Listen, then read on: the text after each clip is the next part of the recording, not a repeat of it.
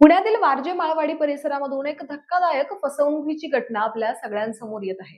आतापर्यंत आपण बऱ्याच वेळेस ऐकलं होतं, की ज्या बँक आहेत त्यांनी नागरिकांना फसवलेलं आहे किंवा त्यांचे जे कस्टमर्स आहेत त्यांना फसवलेलं आहे. पैसे घेऊन नंतर बँक बंद पडलेली आहे.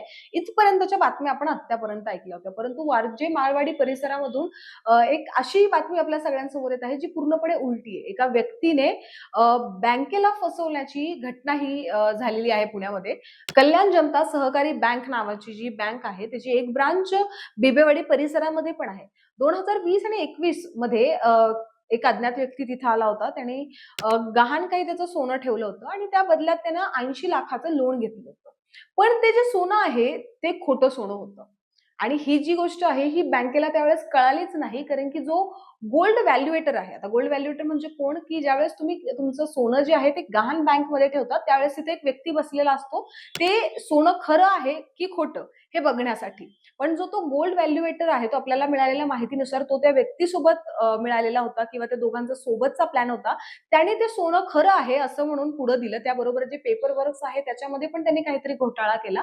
आणि ज्यावेळेस ही सगळी गोष्ट म्हणजे पेपर वर्क किंवा जे सोनं बँकेपर्यंत पोहोचलं, ज्यावेळेस गोल्ड व्हॅल्युएटरच त्या गोष्टीला ओके म्हणत असेल तर बाकी लोक त्या गोष्टीला बघत नाही.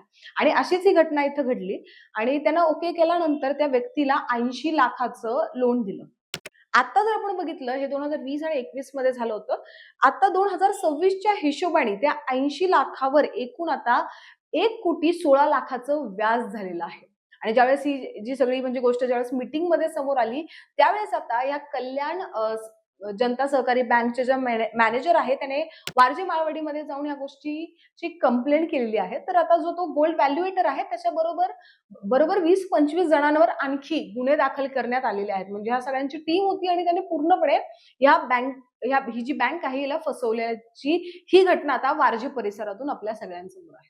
म्हणजे ह्यावेळेस जर आपण बघितलं तर काही लोकांनी डिरेक्ट बँकला फसवलेलं आहे. म्हणजे जनरली असं होऊन जातं, की एकमेकाला फसवण्याची घटना किंवा बँकेने नागरिकांना फसवण्याची घटना बऱ्याच वेळेस समोर येते.